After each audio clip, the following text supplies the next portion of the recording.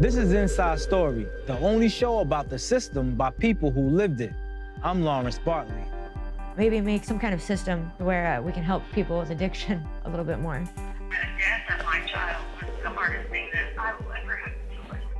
The war on drugs, it's a more sophisticated way of subjugating the people you don't like in your society.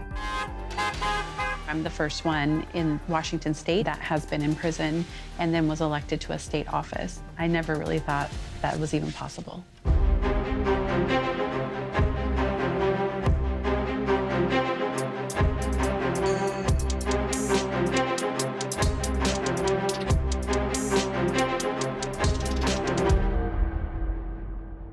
Talking about the U.S. prison system as a whole can be challenging. Each state has its own approach to managing prisons and its own set of laws that can land people there. In Oklahoma, prosecutors can turn one of the darkest days in a mother's life into a prison term.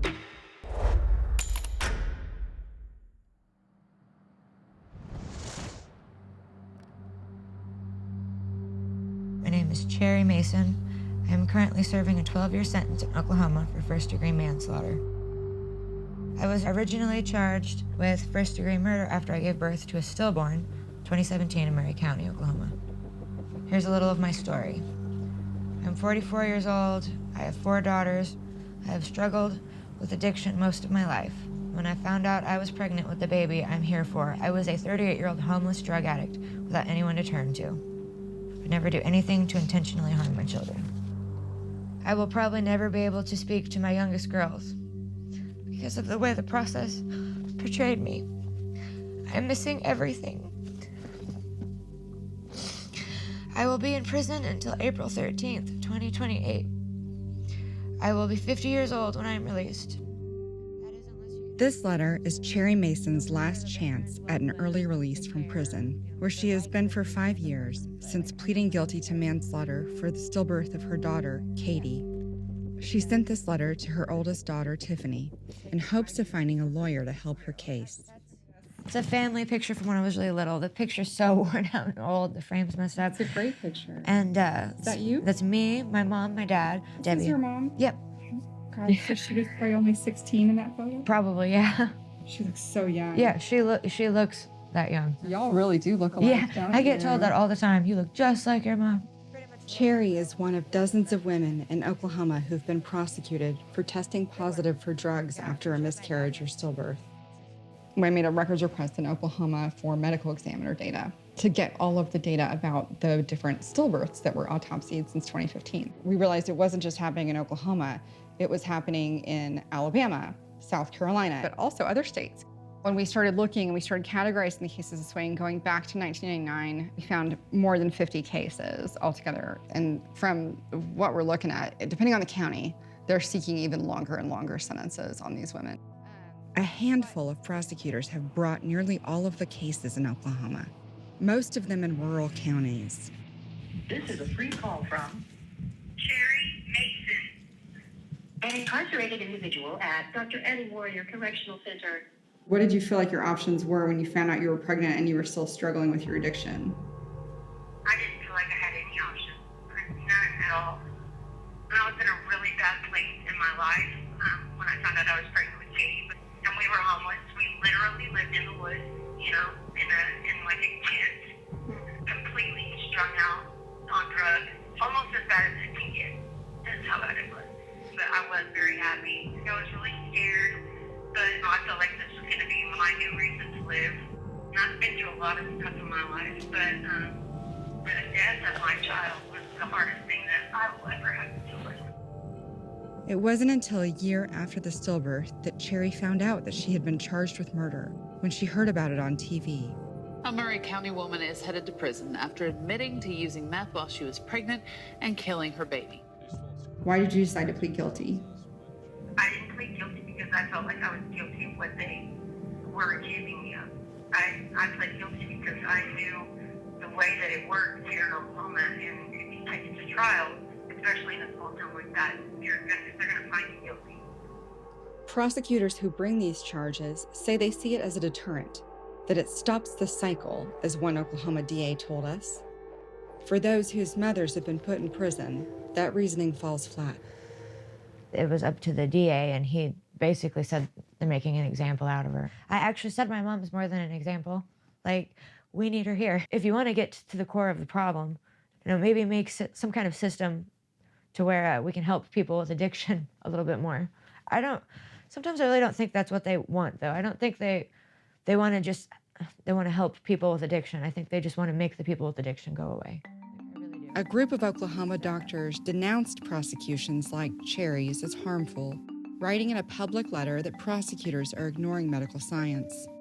There isn't scientific proof that using meth causes pregnancy loss, and the claim that it does is rarely scrutinized in court because most women, like Cherry, accept plea deals. Defense attorney Jackie Ford has seen an uptick in cases like these in recent years. We looked at cases in Oklahoma, Alabama, South Carolina, and the vast majority, most never went to trial.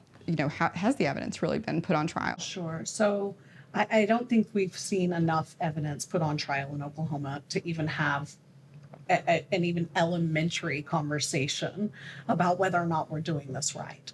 I think that they're trying to encourage women to make better choices so they become better moms. What they're failing to acknowledge in that is that we are stigmatizing further substance abuse disorder. We fail to offer services to families and children to stop the cycle of addiction, to stop the cycle of abuse, and then we just continue to prosecute them. What options are there in Oklahoma for pregnant women who are addicted to drugs? There is no safe place in Oklahoma for a pregnant woman who is struggling with substance abuse disorder. Earlier this year, courts made it harder to convict women on charges of manslaughter or murder in cases of pregnancy loss. But that hasn't stopped prosecutors. Instead, some are opting to charge the women with child neglect, which isn't as difficult to prove under the law, and it also carries up to a life sentence. People make a lot of judgments based on your situation and your charge, but what would you want people to know about you? That I'm somebody's mom, I'm somebody's daughter, I'm somebody's grandma. Cherry has at least 5 more years before she might become eligible for parole. So, what's been going down? I've got some pictures to send you, and I got the envelope that you sent me. Oh, you're gonna love it. It's gorgeous. And it's a cat lady, just like you are. So, everybody's seeing your picture. Everybody here with your, I show all my pictures that I get off. So you guys are all kind of famous. Yeah, it makes me feel pretty great. I think I have a hard time feeling important sometimes. So I know. But you are important. Thank you. You're important too. I wish that we were the type of people that could have afforded like a real lawyer. So you think if she'd had money, she'd been able to get a really good attorney? If she had money, I really feel like she wouldn't still be in there. What would it mean to you if your mom got out? It just mean the world to me, just to have her around. I want her to come live near us. I've had so many big things happen. I haven't had my mom there with me. Well, kiddo, I love you so much, and I'm glad everything's going okay. I love you too. I miss you. I miss you too. And well, maybe you guys can come and see me here pretty soon. That would be nice. All right, I love you, babe. I love you too. Okay, bye-bye. The caller has hung up.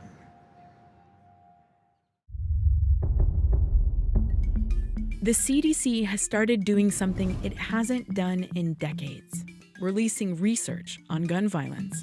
At this point, it's mostly just breaking down data, like the spike in gun violence from 2019 to 2020, though bigger studies are expected. But this is the first CDC-funded research on guns since 1996. Acknowledging the 37,000 firearm deaths each year is not political posturing. It is recognizing that firearms pose a major threat to health. When an amendment blocked the use of federal funds to, quote, advocate or promote gun control. Overdose is a leading cause of death in prison. Deaths from drugs or alcohol in state prisons went up 600%. Between 2001 and 2018. While overdoses have gone up in the U.S. overall, drug use in prison is more common and more dangerous. because of factors like subpar healthcare and how often people are alone. As climate change leads to higher temperatures, people who are incarcerated are uniquely vulnerable. Poor airflow, no AC, little to no insulation, and high commissary prices for things like fans and towels mean people are spending too much time in temperatures above 95 degrees. That's the point scientists say bodies can't cool themselves effectively.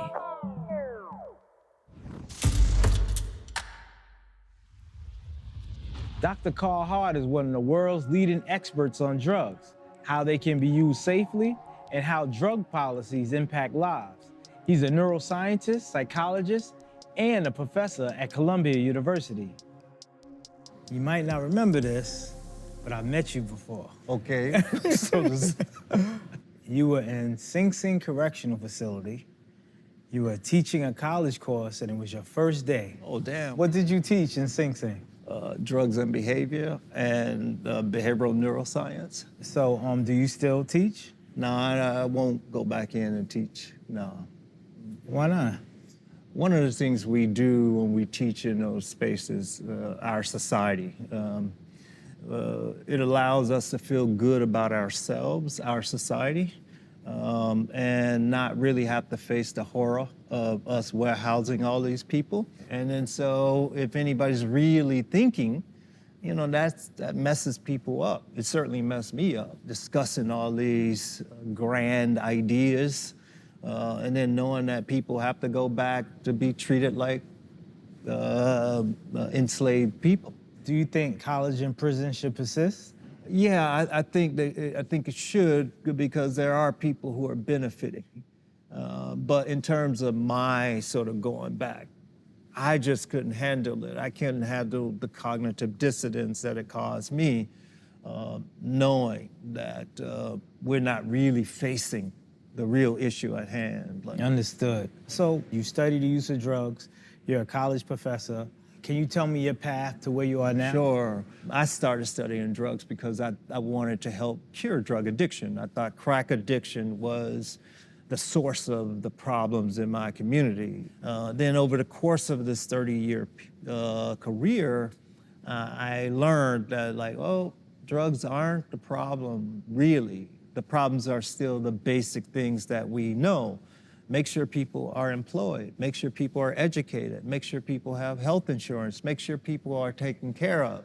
Drugs aren't the problem, because far more people use drugs without problem. Are you saying there's more people who use crack responsibly than people who abused it? Yeah, great question. So when you think about the people who are addicted to the drug, we'll just use that as the measure of people having problems. Right. So about 20% of the people who use crack will become addicted. And then that means that 80% or so will not become addicted. So the vast majority won't become addicted. That's the case with all drugs. And these numbers have been collected for years. And this is not to minimize addiction, because addiction, of course, is a real problem that many people need help with. But we deal with this rationally when it comes to something like alcohol. We make sure people get the help they need, but we don't vilify the people who are using alcohol and they're using it safely, and we don't talk about incarcerating them while they're using alcohol safely without problems. The reason why that doesn't happen is because alcohol is legal. So are you saying the same thing will happen with marijuana usage? Yeah. There was a time in the 1930s when we said that people who use cannabis will eventually start using heroin and then kill their mother. And people believed that at the time. And so society views changes on these drugs. And one of the things that is one of the big factors is the numbers of people who use the drug. As that number increases, it becomes more difficult to lie or make these exaggerations up about a drug. So as more people have been using cannabis, you can no longer say that cannabis is going to lead to you killing your mother, because people will look at you like you're crazy. But you can still say that about methamphetamine today or something like that. You can still say some horrible things about heroin today because fewer people use those drugs. So do you think racism plays a part in where drugs are perceived? I think racism does. I think classism does. I think wide range of factors. So if we think about crack, in our society's mind, crack is associated with the black user. If we think about methamphetamine, in our society's mind, that drug is associated with poor white people or gay white guys in our society's mind. And I think the negative perspectives that those drugs may have, or the negative perceptions related to those drugs, are related to the people who are perceived to be the users. Who benefits economically from drug use in our society? People who are in the illicit trade, they benefit because you buy drugs. That's the one that everybody sees. But what people don't think of is that law enforcement really benefits, because the war on drugs, the $40 billion a year, pays the salaries of a lot of people. And so the war on drugs become, in effect, a jobs program. But it's a jobs program that's predicated on the subjugation of bodies like yours and mine, black and brown bodies. That's the problem. So it's like a new way of slavery. It's a more sophisticated way of subjugating the people you don't like in your society. I think all drug possession shouldn't be a crime. No one should be going to jail for possessing any drug. If we think about what we promise people in the country, we say that you have the right to life, liberty, and the pursuit of happiness. If people are using a drug in their pursuit of happiness, and they're not bothering anyone, not preventing other people from doing the same, why do we care?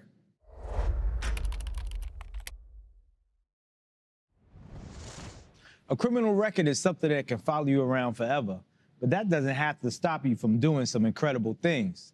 This is In the Spotlight.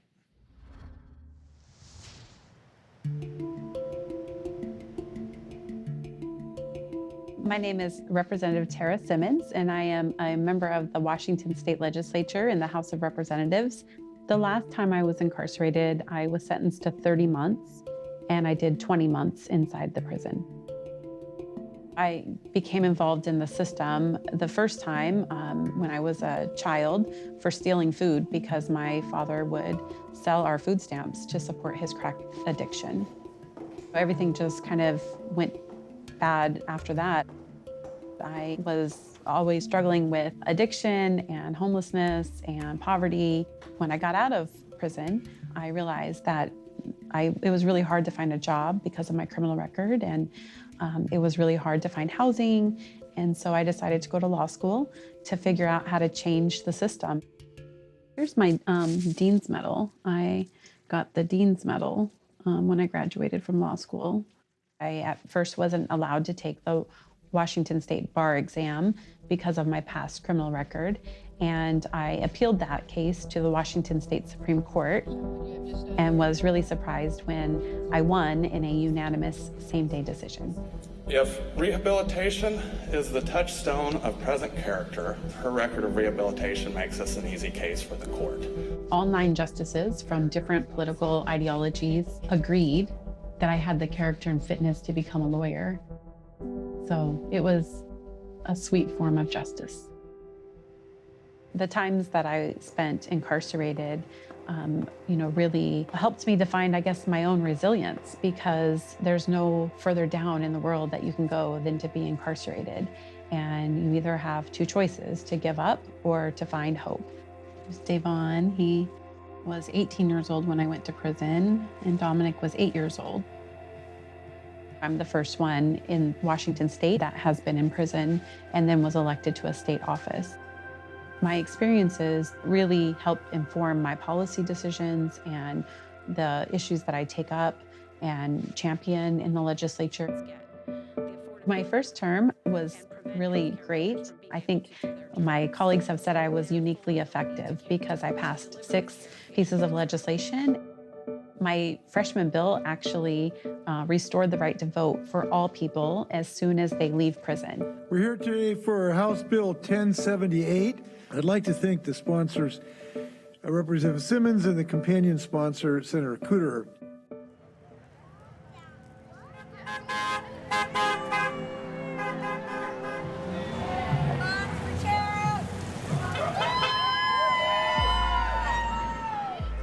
If you're watching this and you're currently incarcerated, I just want you to know that your life is not over. There are so many people out here, your brothers and sisters, who are waiting for you. We have created many places where you can connect when you come home, to be part of the movement, to get out of the circumstances and to actually have a real chance at life. I never in a million years believed or could even dream that I would be where I am today. When I think about my 12-year-old self growing up in the hood and navigating the poverty and violence of that environment, or when I think about myself cycling in and out of juvenile justice, jail, and prison, I just have to pinch myself daily because I'm a lawyer, I'm a legislator, and I'm a great mom. And I never really thought that was even possible. When I think about the themes of drugs and addiction in this episode, I think of a guy I got to know during my time in prison. He was a former athlete, and before he got arrested, he was one of the best. On the inside, he soon became a kind of a leader and a mentor to the other men. We were all inspired by his discipline and focus, the way he carried himself every single day. To me, he was a brother. After nearly 3 decades of incarceration, he was introduced to fentanyl. It crushed his aura. Young people who met him later knew nothing of the pride and dignity he once carried. They only saw a shell of a man, a zombie. Hearing that broke my heart, and it drove home just how dehumanizing it is to us all when we treat people like nothing more than addicts or criminals. It's time we changed all that. Instead of vilifying, let's assist. Lend a helping hand to someone who's struggling with addiction. See them, not your condemnation. And let's change the way we talk about people who are stuck on drugs. If we can do that, maybe one day the justice system will catch up. Thank you for watching.